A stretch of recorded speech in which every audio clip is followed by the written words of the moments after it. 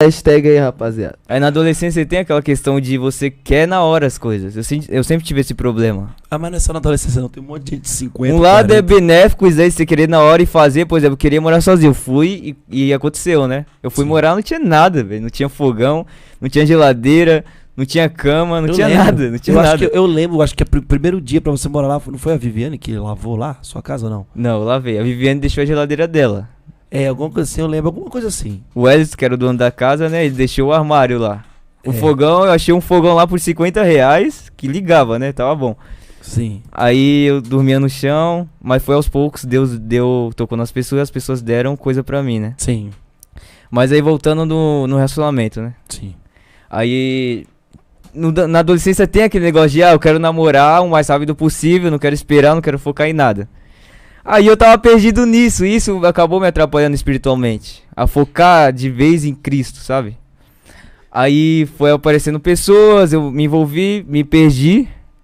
Aí teve uma situação que Deus falou pra eu tomar um outro rumo. Falou, você vai caminhar por aqui, pra direita, porque se você for pra esquerda, você vai estar andando contra mim, você vai ter consequências ruins. E eu achando que eu era bonzão, né? Falei, não, vai estar tranquilo, eu me viro. E eu fui pra esquerda, esse é o problema. Que eu acabei me distanciando de Deus. E Deus sempre falou, volta, você tem a oportunidade, volta, faz isso aqui que eu tô te falando pra ir pra direita. E eu não fui. E aí aconteceu o quê? O Espírito Santo, eu senti que ele se apartou de mim. E aí foi um momento onde eu falei, o que eu faço agora? Eu ia trabalhar, voltava pra casa e aquela angústia, eu chorava, só chorava. E aí eu pensei, vazio, né? E eu orava, falava, Deus, e não sentia nada, Deus me rejeitou mesmo. Eu falei, já era, eu me sinto como Saul foi rejeitado, eu falei, e agora? E aí eu buscava e nada. Aí tem aquela questão de você como é que fala? Tá apoiado na tristeza e você gosta da tristeza. Porque é uma coisa que você tem, parece que não, mas o que ele tá falando são conceitos psíquicos que os romantiza a tristeza, né? A romantizar a tristeza. Então, porque por mais que ela doa, mas de uma certa forma chorar alivia. Então tem um certo prazer em chorar. Então tem pessoas que elas não querem se desprender da tristeza porque é gostoso um pouco sofrer. E aí eu comecei a romantizar, gostava, tentava falar com Deus um pouco, sabe? Mas não sentia nada, não sentia Deus se agradando, não sentia nada de Deus, nem um pouquinho, nada, como se Deus tivesse rejeitado eu de verdade. E aí teve um dia que eu fui pra vigília, das meia-noite às 4, só que eu fui, orei e nada de sentir Deus. Eram umas 3 horas, 2 horas de oração e nada de sentir Deus, nada. E eu falei, e agora? O que eu tô fazendo aqui? Eu vim aqui, eu vou ficar acordado de madrugada, mas pra quê? É melhor ter ficado em casa. E eu tinha começado a ir pro lado direito e tinha ido pra essa vigília pensando, Deus agora vai se agradar de mim, então tá tranquilo. Mas não, é como se tivesse faltando ainda alguma coisa. E eu falei, não tá certo, eu tomei a atitude errada. E agora o que eu vou fazer? E aí eu comecei de novo a romantizar a tristeza. Foi aí que eu caí na depressão, que eu falei, eu vou ficar aqui, não quero mais saber de trabalho, não quero mais saber de pessoa, não quero saber de nada, onde você vê que nada faz sentido. Onde você vê, eu vou trabalhar, eu vou conquistar as coisas, mas vou morrer, vou ter nada. Eu vou fazer tal coisa, mas isso não vai levar a nada, aquilo que Salomão fala, que tudo é vaidade. Você se importa tanto em ter um melhor carro, e quando você tem um melhor carro, você vai querer outro melhor carro. Você vai querer ter um celular bom. Quando você tiver celular bom, você vai querer outro celular bom. É assim com o iPhone. Você tem um iPhone 12, lança o iPhone 13, você vai pegar o iPhone 13, depois o 14. E assim é a vida. Nós se importa muito com as coisas. Aí quando temos elas, nós não damos valor nela e queremos outras coisas. E foi aí que eu caí na depressão e fiquei, refletindo. Falei, o que eu faço agora? Foi aí quando um dia eu falei, eu vou na igreja. E aí eu fui pra igreja, né? Só que aí eu senti nada, falei, o que eu tô fazendo aqui? Que eu fui da Imai, eu falei, aqui não é meu lugar, não é. E aí eu voltei pra casa, falei, o que eu tava fazendo aqui? E aí eu fui a segunda vez, depois de 1 semana ou 2 semanas. Aí foi onde eu fui tocado pelo Espírito Santo, depois de muito tempo, tipo no deserto, sabe? Deus falou, olha, vai. É desde quando você foi pra esquerda, quando Deus falava assim, vai pra direita, e você foi pra esquerda, esse muito tempo passou quanto tempo? Foi meses, foi quase um ano ou foi um ano. Sim. Só nessa questão da angústia, de Sim, luta, sim. tipo... E é uma dificuldade também, porque já foi revelado qual era o meu propósito superficialmente, falando, você vai ter o dom de palavra e tal. E é uma dificuldade, tipo, eu sei pra onde eu devo ir e não ir, é uma dor. Eu imagino, não sei, eu conjecturo, né, que Jonas, quando Deus falou, vai pra Nínive, e Jonas não foi, eu imagino ele incomodado, falando, eu tô fazendo errado, mas eu vou viver. E assim eu imaginei, falei, eu vou viver do jeito que eu quero, eu vou pro lado esquerdo, aí eu me afastei de Deus, consequentemente, e aí eu fui levando a vida, sabe, deixei de ir pra igreja, deixei de orar, deixei de ler a Bíblia. Eu não fui aquela pessoa que, largou Deus e foi beber, foi pra farra, foi fazer tudo que eu queria. Mas eu tava longe de Deus e falei, o que eu faço? Porque pra Deus não é a questão do beber, do fumar, do se prostituir. Tá longe, se né? você desobedecer numa coisinha, pra Deus é a mesma coisa que você desobedeceu, tipo, bebendo, fumando, se prostituindo. Pra Deus não tem pecadinho nem pecadão. E a minha questão foi que assim, ele deu os talentos na minha mão. Falou, você vai multiplicar. Porque eu já tinha uns anos de experiência na igreja, sendo preparado e tal. Aí deu talento, eu fui e peguei o quê? Eu não multipliquei o talento, eu fui e enterrei. Aí naquela questão de, vou enterrar o mais fundo que eu posso, porque eu não vou mais desenterrar isso. Aí agora eu tô numa fase que eu senti Deus naquele dia e tal, Deus me renovou. Eu tô numa fase de desenterrar o talento. Desenterrar. Isso, foi o mais profundo que eu fiz. Isso leva esforço. Demanda esforço. Isso. Muito. E aí, essa questão que eu levo, eu falo, eu faria diferente. Porque... Como eu falei, isso tudo é vaidade. Mas pra você ver que, tipo, você voltou, o Espírito Santo, ele abraçou?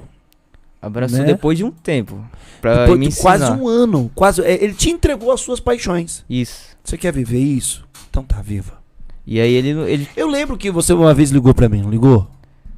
Foi, mas eu não tinha deixado de ir pra igreja. Você não tinha deixado de ir pra igreja, mas já... Mas eu liguei falando, o que eu faço e tal. Eu olhei pra você... Eu no telefone falei, Marcinho, eu não vou dizer o que você tem que fazer. Aí me complicou mais ainda. Eu acho que aquele dia você falou, bicho, tô sozinho. Mas foi mesmo. Aquele dia eu falei, na verdade, você tá me ligando aqui e essa é a última vez que eu vou falar com você. E o pior, sabe o que é? Falei pra ele. Falei, essa é a última vez. Guarda aí o pior. Eu falei, essa é a última vez que eu vou falar com você e você não vai mais ouvir o meu conselho. Porque eu não vou dar mais conselho pra você. Não vou mais falar nada e eu não tenho que falar o que você tem que fazer. Sim. Você tem que dobrar o joelho. É porque já aconselhou tantas vezes. Não, e outra, você sabe o que você tem que fazer. Naquela época eu falava assim, você sabe o que você tem que fazer, a questão não é o que você tem que fazer, é o que você já fez, é por isso que você tá assim. E assim, eu vou te dar o último conselho. Falei pra você, continue. O quê? Indo pra igreja, se humilhando diante do Senhor, implorando. Eu acredito que você iria passar talvez por esse mesmo tempo. Todo vazio. Só que estando ali na igreja. Estando na igreja, porque o problema seu era com Deus, não era comigo. Sim, sim. O Marcinho eu amo. O Marcinho eu quero bem. Tá entendendo? O teu problema era com Deus, que te ama incondicionalmente e que Ele é o único que quer realmente o seu bem. Então você magoou a pessoa que você... Magoou não, porque Deus não se magoa, mas você foi rebelde numa coisa que Deus te pediu. Numa coisa... Meu bem, né? Você foi rebelde na pessoa mais importante da terra. Sim. Mas se pelo menos você tivesse permanecido ali, no seio você sentiria, você teria companhia. Você teria abraço, você teria... intercessão você teve, porque nunca a igreja deixou de orar por você. Mas você olharia nos nossos olhos e por mais que você estivesse vazio, você perceberia que tem pessoas que te amam ali.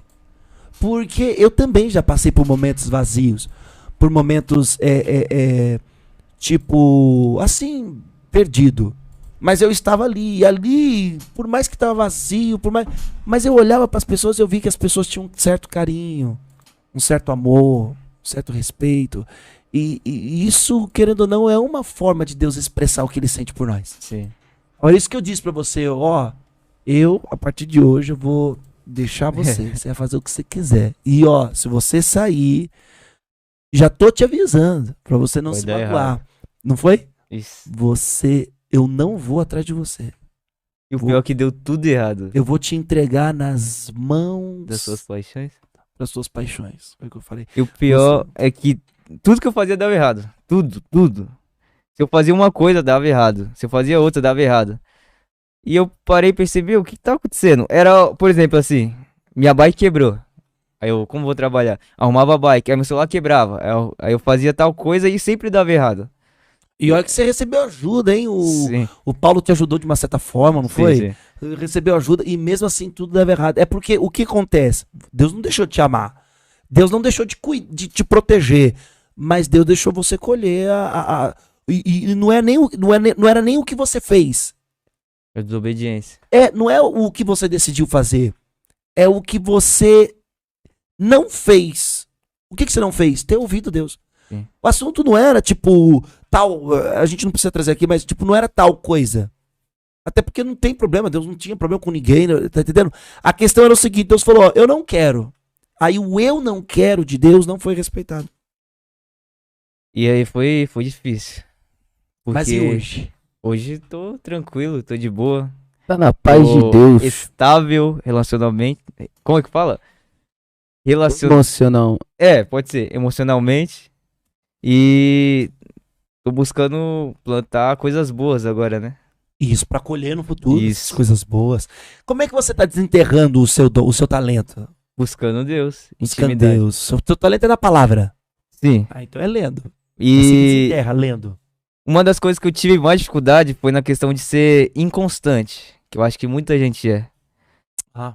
Porque tá uma hora quente e tal, aí não joga lenha, né? Não ora, não lê a Bíblia, aí o fogo se apaga e tá lá, caído. E é sempre esse círculo, sabe? Eu vivi Sim. isso. De, buscar Deus, tá forte, aí deixa, peca, faz alguma coisa, deixa de orar, deixa de buscar Deus, aí vai, tá fraco de novo, aí Deus levanta, aí... Somos nós mesmos que oscilamos, né? Sim. E aí Deus tá me ensinando, por exemplo, teve... Eu acho que foi semana passada ou semana retrasada, eu estava orando.